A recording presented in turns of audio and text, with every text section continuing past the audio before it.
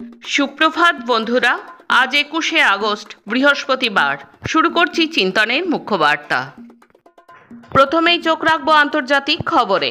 Australia এক কট্টর ডানপন্থী ইসরায়েলি এমপির ভিসা বাতিল করেছে। শিমচা রমথান নামের এই এমপি দেশটির বিভিন্ন ইহুদি স্কুল ও সিনাগগে আলোচনায় অংশ নিতে যাচ্ছিলেন। তবে সফরের মাত্র কয়েক ঘন্টা আগে অস্ট্রেলিয়ান স্বরাষ্ট্রমন্ত্রী টনি বার্গ শনিবার এই ভিসা বাতিলের বিষয়টি নিশ্চিত করেন। ভিসা বাতিলের বিষয়ে টনি বার্গ বলেন, যারা আমাদের দেশে এসে বিভাজন ছড়াতে চায় তাদের ক্ষেত্রে সরকার কঠোর নীতি অবলম্বন করে। আপনি যদি ঘৃণা ও বিভাজনের বার্তা ছড়াতে আসেন তাহলে আমাদের দেশ অস্ট্রেলিয়া আপনাকে চায় না। ৬,০০০-এর বেশি বিদেশি শিক্ষার্থীর ভিসা বাতিল করল আমেরিকা। আমেরিকার আইন ভঙ্গ এবং মেয়াদ উত্তীর্ণ অবস্থায় থেকে যাওয়া সহ বিভিন্ন কারণে এই সব ভিসা বাতিল করা হয়েছে বলে জানিয়েছেন মার্কিন স্টেট ডিপার্টমেন্ট। মঙ্গলবার এক প্রতিবেদনে এই তথ্য জানিয়েছে ব্রিটিশ সংবাদ মাধ্যম বিবিসি। স্টেট ডিপার্টমেন্ট জানিয়েছে, বেশিরভাগ ক্ষেত্রেই ভিসাধারীরা হামলা, নেশাগ্রস্ত অবস্থায় গাড়ি চালানো, চুরি সহ নানা অপরাধে জড়িত ছিলেন। এছাড়া সন্ত্রাসবাদের সহায়তার অভিযোগও তোলা হয়েছে। মায়ানমারে আগামী ২৮শে ডিসেম্বর সাধারণ নির্বাচন অনুষ্ঠিত হবে। সোমবার এই ঘোষণা করেছেন মায়ানমারের নির্বাচন কমিশন। এমন সময় নির্বাচনের তারিখ ঘোষণা করা হলো যখন দেশ জুড়ে চলছে গৃহযুদ্ধ। দেশের এই বিশৃঙ্খল পরিস্থিতির ওপর নিয়ন্ত্রণ নেই সামরিক জুন্টা সরকারের। জুন্টা সরকারের অধীনে এই নির্বাচন নিয়ে আন্তর্জাতিক পর্যবেক্ষকদেরও নানা আশঙ্কা রয়েছে। কানাডার সরকার সমর্থিত নয়া শ্রম কোডের নির্দেশ প্রত্যাখ্যান করে রবিবার কাজে ফিরতে অস্বীকৃতি জানালেন এয়ার কানাডার কেবিন ক্রুরা। ধর্মঘট চালিয়ে যাওয়ার ঘোষণা করেছেন তারা। এতে দেশটির সবচেয়ে বড় এয়ারলাইন্সের ফ্লাইট কার্যক্রম পুনরায় শুরুর পরিকল্পনা ভেস্তে গেছে। যাত্রীরাও পড়েছেন অনিশ্চয়তায়। বিবিসির এক প্রতিবেদনে বলা হয়েছে, বেতন বাড়ানোর দাবিতে এই ধর্মঘট করছেন এয়ার কানাডার কেবিন ক্রুরা। গত শনিবার রাত ১২টা ৫৮ এই ধর্মঘট শুরু হয়। গতকাল আবার চীনের রাজধানী বেইজিংয়ে আয়োজিত মহড়ায় বেশ কিছু নতুন ও অত্যাধুনিক অস্ত্র প্রদর্শন করল চীন। এর মধ্যে ছিল হাইপারসনিক জাহাজ বিধ্বংসী ক্ষেপণাস্ত্র এবং ভূমিতে বহনযোগ্য একটি আন্তর্মহাদেশীয় ব্যালিস্টিক ক্ষেপণাস্ত্র ব্যবস্থা। অনলাইনে প্রচারিত ছবি এবং ভিডিওগুলোতে পিপলস লিবারেশন আর্মির কিছু সর্বশেষ অস্ত্র প্রদর্শিত হয়েছে, যা গত মাসে অনুষ্ঠিত সামরিক কুচকাওয়াজের দ্বিতীয় মহড়ার সময় বাসিন্দারা দেখেছিলেন। ছবি এবং ফুটেজে দেখা যায় জলের নিচে ব্যবহারযোগ্য ড্রোন, একটি বিশাল লেজার অস্ত্র সহ একটি বহর এবং পরবর্তী প্রজন্মের স্বয়ংক্রিয় স্থলযান বাহন। সামরিক সহিংসতা এবং সংঘর্ষের কারণে মায়ানমারের রাখাইন রাজ্যে আবার নতুন করে সংকট দেখা দিয়েছে। প্রায় ৩০০ থেকে ৪০০ রোহিঙ্গা নাফ নদীর ওপারে বাংলাদেশে প্রবেশ অপেক্ষায় আছে। কড়া নিরাপত্তার কারণে তারা এখনই সীমান্ত পার হতে পারছেন না।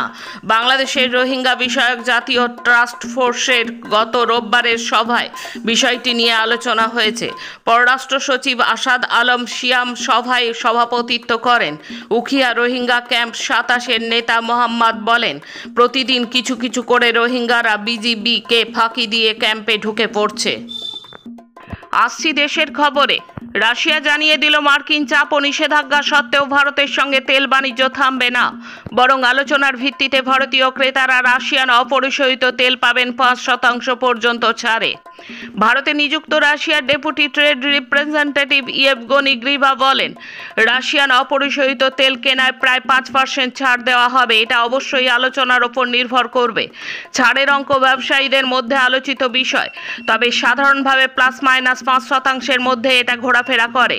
তিনি আরও জানান, মার্কিন রাজনৈতিক চাপ থাকা সত্ত্বেও ভারত প্রায় একই মাত্রায় তেল আমদানি অব্যাহত রেখেছে।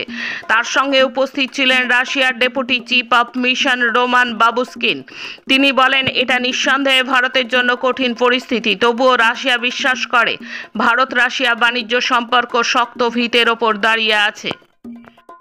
টানা 30 দিন জেলে থাকলে মন্ত্রীদের অপসারিত হতে হবে। কেন্দ্রীয় সরকার বুধবার ভারতের নিম্নকক্ষ লোকসভায় এই মর্মে একটি বিল পেশ করেছে। বিলের মোদ্দা বিষয় অপরাধের শাস্তি অন্তত 5 বছরের জেল। তেমন কোনো অপরাধের অভিযোগে প্রধানমন্ত্রী, মুখ্যমন্ত্রী বা কেন্দ্র, রাজ্য কিংবা কেন্দ্র শাসিত অঞ্চলের মন্ত্রী কাউকে যদি টানা 30 দিন জেলে থাকতে হয় তাহলে তাকে পদ থেকে বরখাস্ত করা হবে। রাষ্ট্রপতি এবং রাজ্যপালদের সেই ক্ষমতা দেওয়া হবে। এই বিল পেশের সময়েই তুমুল হই হট্টগোল শুরু হয়। সংসদে কেন্দ্রীয় স্বরাষ্ট্রমন্ত্রীর দিকে কাগজ ছোড়া হয়েছে বলেও অভিযোগ উঠেছে। এই বিল একেবারেই গণতন্ত্র বিরোধী বলল সিপিআইএম পলিট ব্যুরো। বুধবার সিপিআইএম পলিট ব্যুরো এক বিবৃতিতে মোদী সরকারের আনা 3টি বিলের তীব্র প্রতিবাদ জানিয়েছে। এই সংবিধান বিল আসলে বিরোধীদের বিরুদ্ধে কাজে লাগানোর হাতিয়ার। সোমবার লোকসভায় অমিত শাহের পেশ করা বিলটি নিয়ে এমনই মন্তব্য করেছেন সিপিআইএমের সাধারণ সম্পাদক এম.এ. বেবি। তার কথায়, গ্রেপ্তার হওয়া কেন্দ্র ও রাজ্যের মন্ত্রীদের অপসারণে সরকার যে বিল লোকসভায় এনেছে তা কোনোভাবেই জনস্বার্থে বা সুশাসনের বিল নয়, বরং এটি বিরোধী শাসিত রাজ্য সরকারগুলিকে অস্থিতিশীল করা এবং ভারতীয় যুক্তরাষ্ট্র কাঠামো ভাঙার একটি হাতিয়ার। তুলো আমদানিতে শুল্ক তুলে দিল নরেন্দ্র মোদীর সরকার। তুলো আমদানিতে শুল্ক তুলে দেওয়ার প্রতিবাদে দেশ জুড়ে আন্দোলনে নামতে চলেছে সংযুক্ত কিষাণ মোর্চা। এই আমদানি শুল্ক প্রত্যাহারের সিদ্ধান্তকে কৃষকদের সঙ্গে মোদীর বিশ্বাসঘাতকতা বলে মন্তব্য করেছে কিষাণ মোর্চা। মঙ্গলবার এক বিবৃতিতে এই সিদ্ধান্তকে কৃষকদের জন্য মৃত্যুদণ্ড বলে জানিয়েছে সংযুক্ত কিষাণ মোর্চা।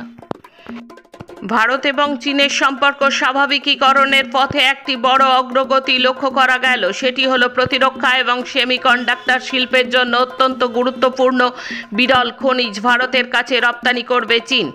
এতদিন ভারতে বিরল খনিজ রপ্তানিতে চীন যে বিধিনিষেধ আরোপ করেছিল তা তুলে নেওয়া হয়েছে। এছাড়া সার উৎপাদন এবং পরিকাঠামো ক্ষেত্রে ভারতকে প্রয়োজনীয় সাহায্যের বার্তা দিয়েছে চীন। সোমবার সন্ধ্যায় চীনের পররাষ্ট্রমন্ত্রী ওয়ান ইর সঙ্গে ভারতের পররাষ্ট্রমন্ত্রী এস জয়শঙ্করের যে বৈঠক করেছেন সেখানেই আলোচনা হয়েছে এইসব নানা গুরুত্বপূর্ণ বিষয় নিয়ে।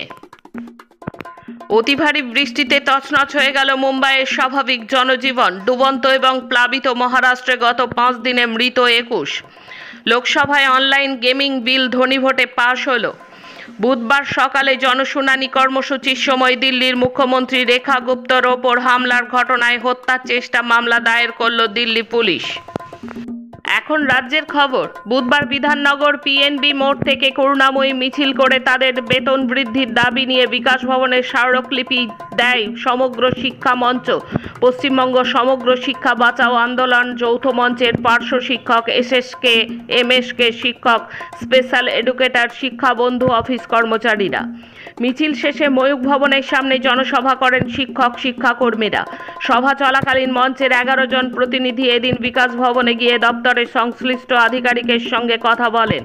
2.5 ঘন্টা আলোচনার পর তাদের সমস্যা সমাধানের প্রতিশ্রুতি দেওয়া হয়েছে। তবে মঞ্চের পক্ষ থেকে 25শে আগস্ট পর্যন্ত সময়সীমা দেওয়া হয়েছে দপ্তরকে। 25 তারিখ পর্যন্ত কোনো অগ্রগতি না হলে সরাসরি নবান্ন অভিযান করবে বলে জানিয়েছে সংগঠনের নেতা মনোরঞ্জন মণ্ডল। বুধবার ধর্মতলা থেকে এসআইআর এবং ওয়াকফের বিরুদ্ধে মিছিলের ডাক দেয় আইএসএফ। মিছিলে নেতৃত্ব দেওয়ার কথা ছিল ভাঙড়ের আইএসএফ বিধায়ক নওশাদ সিদ্দিকীর। আইএসএফের অভিযোগ, তাদের এই মিছিল আটকানোর জন্য প্রথম থেকে সক্রিয় ছিল পুলিশ। বিশাল পুলিশ বাহিনী গোটা এলাকা ঘিরে রাখে আইএসএফ যাতে কোনোভাবে মিছিল করতে না পারে তার জন্য। মিছিল শুরু হওয়ার মুখে পুলিশের পক্ষ থেকে বাধা দেওয়া হয়। উত্তপ্ত হয়ে ওঠে পরিস্থিতি। পুলিশের সাথে বচসা শুরু হয় আইএসএফ কর্মীদের। গ্রেপ্তার করা হয় অনেককে। নওশাদের সাথেও তর্ক হয় পুলিশের। নওশাদের অভিযোগ, পুলিশ তার গায়ে হাত তুলেছে। প্রথম নওশাদকে আটক করা হলে সে প্রিজন ভ্যান থেকে নেমে আসে, তারপর আবার জোর করে পুলিশ তাকে আটক করে। পুলিশ সূত্রে খবর, আটক করে সবাইকে লালবাজার নিয়ে যাওয়া হয়েছে। ডিসি সেন্ট্রালের পক্ষ থেকে জানানো হয়েছে আইএসএফের এই কর্মসূচিতে কোনো অনুমতি দেওয়া হয়নি পুলিশের পক্ষ থেকে। প্রাথমিক শিক্ষক নিয়োগ দুর্নীতি মামলায় এবার আরও বড় সমস্যায় পড়লেন রাজ্যের কারা ও ক্ষুদ্র কুটির শিল্প মন্ত্রী তথা বোলপুরের তৃণমূল বিধায়ক চন্দ্রনাথ সিংহ। আর তারপরেই জামিন নেওয়ার প্রস্তুতি শুরু করে দিলেন তিনি। আগেই এনফোর্সমেন্ট ডিরেক্টরেট তার বিরুদ্ধে চার্জশিট দিয়েছিল, তবে রাজভবনের অনুমোদন না থাকায় আদালত তা গ্রহণ করতে পারেনি। বুধবার সেই জট অবশেষে কেটে গেল। রাজ্যপাল সিভি আনন্দ বোস কারামন্ত্রীর বিরুদ্ধে বিচার প্রক্রিয়া শুরুর অনুমতি দিয়েছেন।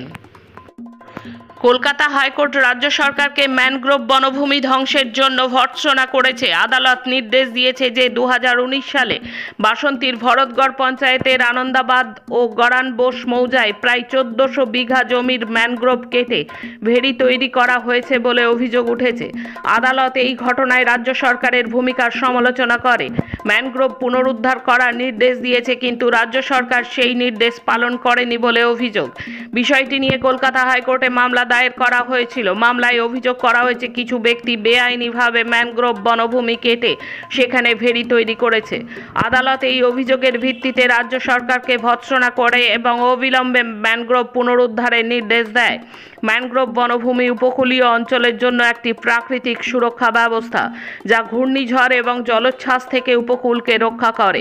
সুন্দরবনের ম্যানগ্রোভ বনভূমি বিশ্বের বৃহত্তম ম্যানগ্রোভ বনভূমিগুলির মধ্যে একটি এবং এটি একটি গুরুত্বপূর্ণ বাস্তুতন্ত্র। শেষে খেলার খবর। বুধবার যুব ভারতীতে ডুরান্ডের সেমিফাইনালে রুদ্ধশ্বাস ম্যাচে ডায়মন্ড হারবারের কাছে 1-2 গোলে হেরে গেল ইস্টবেঙ্গল। একটা সময় ইস্টবেঙ্গলে খেলতেন জবি জাস্টিন, সেই ঘরের ছেলের জয়সূচক গোলেই কুপকাত হতে হলো ইস্টবেঙ্গলকে। আর অভিষেকেই মাঠেই ফুল ফুটিয়ে ডুরান্ড কাপের ফাইনালে উঠল ডায়মন্ড হারবার। ডায়মন্ড হারবারের সামনে শনিবার ফাইনালে প্রতিপক্ষ নর্থ ইস্ট। 19 বছর বয়সী তাপাস্যা গেহলাত বুলগেরিয়ায় সামকভে মহিলাদের 57 কেজি ফাইনালে নরওয়ের ফেলিসিটাস ডোমাজেভাকে 5-2 গোলে হারিয়ে অনূর্ধ্ব 20 বিশ্ব চ্যাম্পিয়ন হয়েছেন। আজকের মুখ্য বার্তা এই পর্যন্ত। নমস্কার।